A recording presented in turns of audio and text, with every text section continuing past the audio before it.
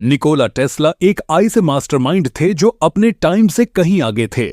Remote control AC power, induction motor, hydro electric power plant, turbine, एक ही बंदे ने अकेले इतनी सारी इन्वेंशन कैसे कर दी? टेस्ला का बिलीफ था कि हर एक इन्वेंशन या डिस्कवरी पहले सबकॉन्शियस माइंड में ही बनती है। मतलब किसी भी चीज को वह क्रिएट करने से पहले उस आइडिया को अपने दिमाग में देख लेते थे और वह सबकॉन्शियस माइंड की पावर से इम्पॉसिबल चीजों को पा लेते थे। जैसे हम अपने 95% डिसीजन सबकॉन्शियस माइंड से लेते हैं। मतलब जो आप समझते हो कि आपकी चॉइस है, वो एक्चुअली में आपका सबकॉन्शियस माइंड ही आपसे करवा रहा होता है। हमें लगता है कि हमारा मन नहीं है। जब हमारा मन हमारे खिलाफ होने की जगह हमारी तरफ हो जाता है, तो फिर आपके बड़े से बड़े डर खत्म हो जाते हैं, आपकी झिझक खत्म हो जाती है, आप एनर्जी और जोश से भरे रहते हो, आप भी अपने सपनों को एक एक करके पूरा कर पाते हो। तो आज का वीडियो खास है, तो चलिए शुरू करते हैं। सबसे पहले ये समझते हैं कि ये सबकॉन्शियस माइंड क्या होता है।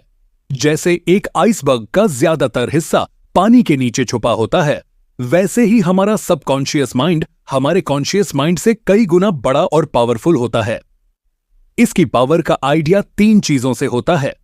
पहली चीज कि सबकॉन्शियस माइंड एक बड़ा मेमोरी बैग जैसा है जो हर चीज को परमानेंटली स्टोर करता है, और इसकी कैपेसिटी जो है वो वर्चुअली अनलिमिटेड है। स्टैनफोर्ड यूनिवर्सिटी के डॉक्टर ब्रूस लिप्टन के अकॉर्डिंग ज्यादातर लोग ये मानने को तैयार ही नहीं होते कि उनका सबकॉन्शियस माइंड वर्क करता है, जबकि एक्चुअल बात यह है कि ये कॉन्शियस माइंड से 1 मिलियन टाइम्स ज्यादा पावरफुल होता है। एक एग्जांपल देता हूं कि जब आप 21 साल के हो जाते हो, तब तक आप ऑलरेडी 100 टाइम्स इंसाइक्लोपीडिया पूरा कंटेंट परमानेंटली स्टोर कर चुके होते हो।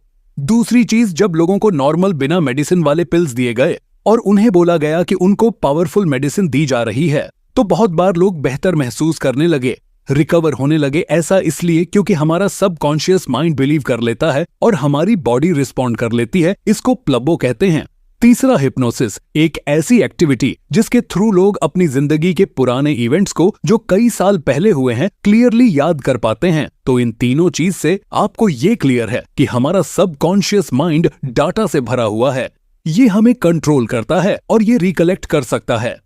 तो आपका सबकॉन्शियस माइंड एक सुपर पावर है जिसको हमें अपनी तरफ करना है, अपने खिलाफ नहीं। ब्रेन की रिप्रोग्रामिंग का यह फर्स्ट स्टेप है कि हमें अपने बिलीफ को समझना होगा।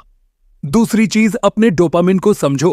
कुछ हाई स्टिमुलेटिंग एक्टिविटीज होती हैं, जैसे कि सोशल मीडिया स्क्रॉल करना, वेब सीरीज देखना, मास्टरबेशन गेम्स, और कुछ तो स्टिमुलेटिंग एक्टिविटीज होती है, जैसे कि कुछ सीखना, ट्रेनिंग लेना, मीनिंगफुल बातें करना, पेशेंटली अपने गोल्स के लिए काम करना। नेचुरल सी बात है कि हमारा ब्रेन वही चीजें करना चाहेगा जो हमें जल्दी प्लेजर देती है।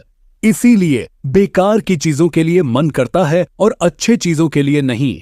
कीबोर्ड मैरिस अपनी बुक डोपामाइन डिटॉक्स में कहती है कि अगर आप जानबूझ के उन चीजों को कम करते हो जो आपको शॉर्ट टर्म प्लेजर देती है, तो आपकी जो स्पेस है, जो आपका फोकस है, वो लॉन्ग टर्म गोल्स के लिए, आपकी लाइफ के लिए, आपके फ्यूचर के बेटर डिसीजंस के लिए जाता है।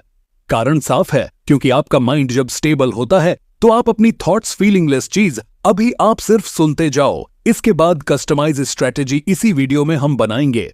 तो तीसरी चीज है माइंडफुल। आप बाइक चला रहे हो, सामने से अचानक कोई कट मार दे, आपका इंस्टेंट रिएक्शन क्या होगा? गुस्सा आएगा, स्ट्रेस होगा। ये सब ऑटोमेटिक रिस्पॉन्सेस होते हैं जो हमारे सबकॉन्शियस माइंड से आते हैं, और माइंडफुल का एम होता है कि इन ऑटोमेटिक रिस्पॉन्सेस को रिकॉग्नाइज करा जाए, उनको चेंज किया जाए, अपने इमोशंस का, रिएक्शंस का, थॉट्स का फ्लो समझा जाए। जब हम माइंडफुल प्रैक्टिस करते हैं ना, तो हम अपने थॉट्स और फीलिंगलेस कॉन्शियस माइंड के पैटर्न्स और बिलीव्स को पहचानने में हेल्प करता है। फिर हम कॉन्शियसली चूज कर सकते हैं कि कौन से थॉट्स और बिलीव्स को हमें नर्चर करना है और कौन सो को नहीं। कई तरीके हैं इसको करने के, लेकिन सिंपल टिप है फोकस्ड मेडिटेशन। इट मीन्स कि कुछ टाइम निकालकर अपनी ब्रीदिंग पर फोकस करना है। जब आप करोगे, आपका ध्यान इधर उधर भटके, कोई प्रॉब्लम नहीं है। जब रियलाइज हो जाए, जब वापस आ जाए, चलेगा 5 मिनट में। हो सकता है आप सिर्फ 10 से 20 सेकंड ही फोकस कर पा रहे हो। शुरू में वो भी चलेगा, क्योंकि करते रहोगे तो धीरे धीरे ये बढ़ेगा ही बढ़ेगा। हॉवर्ड गेजेट की एक स्टडी के हिसाब से माइंड मेडिटेशन को रेगुलरली करने से आपके दिमाग के उन हिस्सों में चेंज आते हैं जो आपकी इमोशंस को कंट्रोल करते हैं। चौथी चीज, चैट जीपीटी। ये वो वाला चैट जीपीटी नहीं है यहां पे। मेरा मतलब है खुद के साथ चैट जो ग्रेटिट्यूड, पॉजिटिविटी और थैंकफुलनेस से भरी हो। ये क्यों जरूरी है? आपके सबकॉन्शियस माइंड को रिप्रोग्राम करने में। अब देखो, एक खराब जमीन जो पत्थरों और रेत से भरी है, क्या आप उसमें फूल उगा सकते हो? हम भी ना जनरली नेगेटिव लूप में होते हैं, नेगेटिव न्यूज सुन रहे होते हैं, आसपास लोग कंप्लेनिंग होते हैं। ऐसे में हम कुछ बड़ा, कुछ नेक्स्ट लेवल, कुछ बढ़िया सोचते हैं, पर उसके लिए कॉन्फिडेंस नहीं आता क्योंकि अपने नेगेटिव लूप में ना कुछ पॉजिटिव फिट कर रहे होते हैं, तो अंदर से वह बिलीफ बिल्ड ही नहीं हो पाता। ऐसे में बड़े सपने उगाने हैं ना, तो पहले जमीन को फर्टाइल बनाना होगा। तो ये जमीन फर्टाइल कैसे बनती है?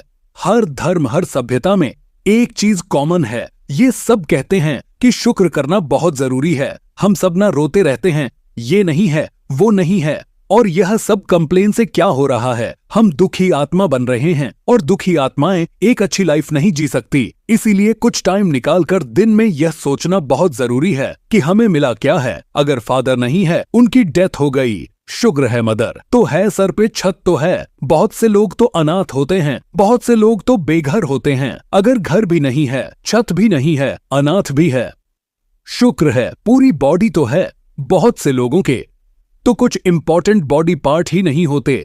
आईआईटी जवानसथ नहीं जा पाए तो पढ़ाई तो कर रहे हैं, एजुकेटेड तो हो रहे हैं, पैशन तो है, अंदर सीखने के लिए आग होनी चाहिए है। आपने कई बार सुना होगा कि किसी ने अपने ड्रीम्स को सामने दीवार पर लगा लिया, रोज देखा और वह सच हो गए। यह कोई जादू नहीं है, यह सबकॉन्शियस माइंड की पावर है। जब आप अपने ड्रीम्स को विजुअलाइज करते हो तो आप अपने सबकॉन्शियस माइंड में रजिस्टर करते हो, और आपको पता है कि आपका सबकॉन्शियस माइंड कितना स्ट्रांग है। अगर यह सारी ताकत आपके गोल्स की तरफ लगे होता क्या है? जब आप बार बार अपने गोल्स को देखते हो तो आपका सबकॉन्शियस माइंड एक्टिवेट होता है।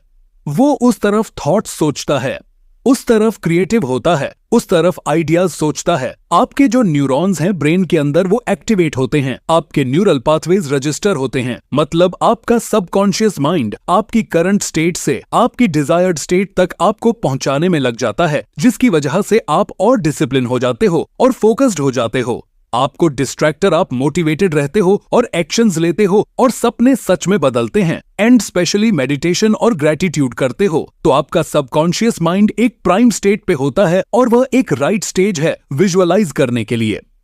अब आते हैं सिक्स्थ चीज पे, रोज सुबह उठ के मिरर में खुद से बात करें। लेडी गागा बचपन से मिरर में खुद को वैसे देखती थी जैसे वह बनना चाहती थी। स्टीव जॉब्स हर रोज मिरर को देख के खुद से सवाल करते थे। विराट कोहली की ये मिरर के साथ सेल्फ टॉकी थी, जिसके बाद उन्होंने अपनी फिटनेस और माइंडसेट पे काम किया और कम बैक किया। लुई है अपनी बुक मिरर वर्क में बताती है कि मिरर में आप सिर्फ बोल नहीं रहे, सिर्फ सोच नहीं रहे, आप खुद को देख भी रहे होते हो, और इस हाइट सेल्फ अवेयरनेस की वजह से आप जो बोलते हो उसका इम्पैक्ट आपके माइंड में डीप होता है। ये टेक्निक कई लोगों के काम आती है, अपने सेल्फ कॉन्फिडेंस को बढ़ाने के लिए, अपनी खुशी को बढ़ाने के लिए, अपने दिन को एनर्जी से भरने के लिए आपको अफर्मेशन करना होगा।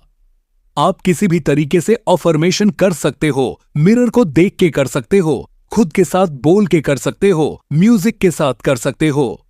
शाहरुख खान हमेशा कहते आए हैं कि उन्होंने खुद को कभी छोटा नहीं समझा, इसीलिए वो हमेशा पॉजिटिव रहते हैं कि I am the best, I am the best, I am the best, I am the best, I am the best. अब आपने सारे इंपॉर्टेंट पार्ट्स समझ लिए, अब आपको करना क्या है? देखो, बहुत क्लियर। मेरा बिलीफ है कि अगर किसी एक का बनाया हुआ फॉर्मूला सबके काम आ जाए तो सारे बिलियनियर बन जाए, है ना? एक बिलियनियर ने कहा, ये मेरा तरीका है सबकॉन्शियस माइंड को रिप्रोग्राम करने का, सब यूज कर लो। ऐसा नहीं होगा, हर किसी को देखना होगा। आपको अपनी नेचर, अपने माइंडसेट, अपने एनवायरनमेंट, अपने पास्ट के हिसाब से अपने लिए फार्मूला बनाना होगा, जैसे मैंने बनाया। और मैं आपकी हेल्प करूंगा। कैसे कुछ एक्सपेरिमेंट करने होंगे, कुछ टेस्ट करने होंगे। ये एक स्ट्रेस का काम नहीं है, ये खुशी का काम है। आप अपने ऊपर काम कर रहे हो, कुछ कहीं अपने आप को नेक्स्ट लेवल पर लेके जा रहे हो, और मैं आपके साथ हूं। तो आइए अपना फार्मूला कैसे बनाना है उसको समझते हैं। पहला सवाल मेरा आपको ये होगा कि कितना काम आपने खुद पे अब तक किया है। अगर आप इस तरह की वीडियोस देखते आए हो, इस तरह की ट्रेनिंग लेते आए हो, आप समझते हो कि आपके कौन से लिमिटिंग बिलीफ है, तो उस केस में आपका बिलीफ वाला पार्ट क्लियर होगा। तो आप सिंपल एक थॉट जनरल अपने फोन में बना सकते हो। जब भी कुछ नेगेटिव थॉट आए उसको लिख सकते हो। लेकिन अगर आप नए हो, आप अभी शुरू कर रहे हो खुद पर काम करना, अभी बहुत सारे बिलीफ अंदर भरे पड़े हैं, अभी खुद को समझना है, तो आप प्रॉपर रिफ्लेक्टिंग जनरल बनाओ। मतलब रोज की ये हैबिट बनाओ कि कुछ टाइम निकाल के अपनी जिंदगी में रिफ्लेक्ट करना है, क्या था जो मैं कर सकता था और नहीं किया, क्या कारण थे कि मैं रह गया, कौन सी अपॉर्चुनिटी मैंने मिस करी, कौन से बिलीव्स की वजह से करी। तो मे बी 5 मिनट 10 मिनट ही रोज निकालो, कुछ दिन ये रोज करो, अपना रिफ्लेक्टिंग जर्नल बनाओ कि एक टाइम पर बैठ के मैंने अपने पास्ट पे रिफ्लेक्ट करना है और अपने बिलीव्स को निकालना है। दूसरी चीज, हमने माइंडफुल की बात करी थी। अगर तो आप शांत स्वभाव के हो, आप फोकस्ड रहते हो, आप बहुत ज्यादा ओवरथिंकर नहीं हो, तो मेडिटेशन आपके लिए एक चॉइस है। करो तो फायदा जरूर होगा, लेकिन नहीं भी करो तो बाकी चीजें करना भी एक तरह का मेडिटेशन है। ग्रेटिट्यूड ऑफर में विजुअलाइजेशन, ये भी एक मेडिटेशन है अपने आप में। लेकिन अगर आप वैसे हो जैसा मैं पहले था, ओवरथिंकिंग है, हाइपर एक्टिव हो, माइंड फोकस नहीं कर पाता, एक जगह पे अशांत सा रहता है, बहुत सारे थॉट्स चलते हैं, तो यह कंपलसरी है आपके लिए कि आप कुछ टाइम निकाल के फोकस्ड ब्रीदिंग करो। मेडिटेटर जितना इंसिस माइंड है, उतना ज्यादा ड्यूरेशन ऑफ मेडिटेशन आपको चाहिए। जितना शांत माइंड है, उतना आप इसको कम रख सकते हो। अगेन करो तो फायदा है, लेकिन कंपलसरी है उनके लिए जिनका माइंड फोकस नहीं रहता, ओवरथिंकर है। लेकिन फर्क क्या है, अगर आप ओवरऑल लाइफ में खुश रहते हो, आपने खुद पे इतना काम किया हुआ है, तो छोटी सी एक्टिविटी जरूर करो, हर रोज करो। वो है कि सुबह उठ के या रात को मैं टाइम डिस्कस करता हूं आपके साथ, लेकिन जब ये एक्टिविटी चले तो पिछले दिन की कोई 3 अच्छी चीजें याद करनी है। कल मेरे साथ क्या अच्छा हुआ था, वो ऑफिस का कुछ हो सकता है, वह घर का कुछ हो सकता है। आपने कुछ अच्छा किया होगा, अपने आप को कोई शाबाशी दी होगी, कुछ नहीं तो मेरे को खाना नसीब हुआ, कुछ नहीं तो मैं परिवार के साथ बैठ पाया, कुछ नहीं तो मैं कल भी जिंदा रहा। कोई 3 चीजें पिछले दिन की करो, इतना सफिशिएंट है। लेकिन अगर आप इमोशनली वीक हो, जल्दी दुखी होते हो, जल्दी परेशान होते हो, उस केस में आप इस एक्टिविटी को भी प्रॉपर करो। ग्रेटिट्यूड प्रॉपर कैसे किया जाता है, आप बैठते हो और अपनी लाइफ के पास से बचपन से शुरू करते हो कि क्या क्या मेरे साथ अच्छा हुआ, क्या क्या मुझे मिला, क्या क्या मैंने पाया, मेरी स्कूलिंग कंप्लीट हुई, मेरे को क्या फ्रेंड्स मिले जो अच्छा हुआ है, उस सब को आप याद करते जाते हो। कहां मैंने सही डिसीजंस लिए, मैं यहां तक पहुंच पाया। अब विजुअलाइजेशन की बात करते हैं। आपने कई टेक्निक सुनी होगी, जिसके लिए जो टेक्निक काम करती है वो बताता है, और बिल्कुल सही है, अपना एक्सपीरियंस शेयर करते हैं। आपके लिए कौन सी टेक्निक काम करेगी, ये आपकी पर्सनालिटी पर डिपेंड करता है। अलग अलग टेक्निक्स है तो अलग अलग पर्सनैलिटीज है। फॉर एग्जाम्पल, आप वर्बल लर्नर हो, आपको चीजें लिख के याद होती है, आपको पढ़ के याद होती हैं। उस केस में आपके लिए अपने गोल्स को लिखना, अपने फ्यूचर को लिखना, उनको रिपीटेडली लिखना, उनको देखना, अपनी राइटिंग को पढ़ना, ये आपके ज्यादा काम आएगा। ऐसे मैनिफेस्ट करना। अगर आप ऑडिटरी लर्नर हो, आप सुनने से ज्यादा कनेक्ट करते हो, आपको सॉन्ग ज्यादा याद रहते हैं, आप म्यूजिक ज्यादा सुनते हो, तो आप अपनी विजुअलाइजेशंस को रिकॉर्ड कर सकते हो, अपने फ्यूचर को रिकॉर्ड कर सकते हो। मेरे साथ ये हो रहा है, मैंने यह पा लिया, मैंने यह कर लिया, यहाँ पे हूँ, उन सारी रिकॉर्डिंग्स को कानों में लगाकर रोज सुन सकते हो। अगर आप मेरी तरह विजुअल लर्नर हो, आपको इमेजेस से ज्यादा कनेक्ट होता है, आप विजुअली वीडियो से ज्यादा कनेक्ट करते हो, तो जैसे मैंने अपने साथ एक के रख सकते हो और उनको रोज देख सकते हो, या फिर आंखें बंद करके, अगर आप इमेजिनेशन में अच्छे हो तो आंखें बंद करके उन विजुअल्स को इमेजिन कर सकते हो, उन फोटोज को इमेजिन कर सकते हो, उन सीन्स को इमेजिन कर सकते हो, जो आप जैसा फ्यूचर आप चाहते हो, जो गोल्स आप अचीव करना चाहते हो।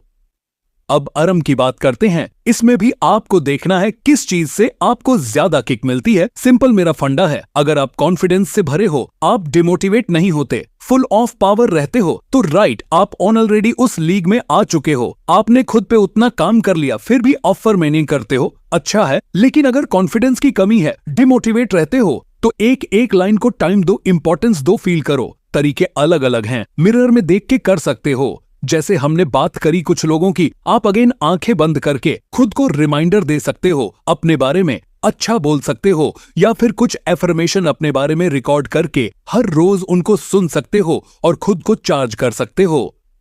मैं पर्सनली ये पूरा रूटीन हर रोज मॉर्निंग में करता हूं और कुछ चीजें मैं रात को भी करता हूं। आप भी टेस्ट करो। अगर आपके पास दोनों टाइम है, मॉर्निंग एंड इवनिंग में कर सकते हो तो बेस्ट है, आप टेस्ट भी कर सकते हो। कुछ चीजें हैं जो मॉर्निंग में करनी है, कुछ चीजें हैं जो इवनिंग में करनी है। बार बार कह रहा हूं, आपके लिए क्या काम करेगा आपको देखना है। किस चीज के बाद आपका दिन पावर से भरा रहा, किस चीज के बाद आप ज्यादा फोकस्ड रहे, ज्यादा डिसिप्लिन रहे, आपके एक्शन ज्यादा फोकस्ड रहे, आप रिजल्ट्स की तरफ कुछ कदम चाहे एक पर रोज बढ़ते गए।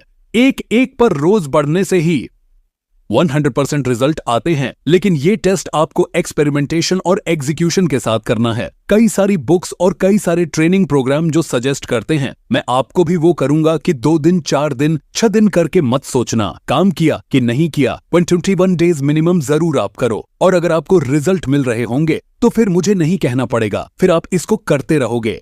अगर 21 दिन में आपने रिप्रोग्रामिंग फील करी, उसके बाद आप इसको लाइफ का पार्ट बनाओ, लाइफ एलिवेट होगी। लेकिन हमें 21 दिन तक ये फॉलो करने को क्यों कहा जाता है? इसका रीजन है डॉक्टर मैक्सवेल माल्ट्ज, जो कि एक प्लास्टिक सर्जन थे। उन्होंने नोटिस किया कि उनके पेशेंट्स को कोई नया चेहरा या नए बॉडी पार्ट की आदत डालने में तकरीबन 21 दिन लगते हैं। इस ऑब्जर्वेशन को उन्होंने अपनी बुक साइको साइबरनेटिक्स में शेयर किया, और तब से यह 21 दिन वाला कॉन्सेप्ट कई रिसर्चर्स ने, कई ट्रेनर्स ने ट्राई किया और सबको पॉजिटिव रिजल्ट मिलते गए। उसके बाद बहुत सी स्टडीज में यह सामने आया कि 21 दिन में हम नई हैबिट्स बना सकते हैं, अपने माइंड को रिप्रोग्राम कर सकते हैं। सो कुछ दिन अपने हिसाब से इन चीजों के कॉम्बिनेशन को ट्राई करो। जो चीज आपके लिए काम करती जाए उसको लाइफ का पार्ट बनाते जाओ। Minimum 21 days. ये भी ध्यान रखो कि कोई हाई स्टिमुलेटिंग चीजें, हाई डोपामिन वाली चीजें आप न करो, सो दैट माइंड को वो स्पेस मिले कि इन चीजों के ऊपर वो फोकस कर पाए, एक लॉन्ग टर्म प्रॉपर माइंड के लिए रिप्रोग्रामिंग हो पाए।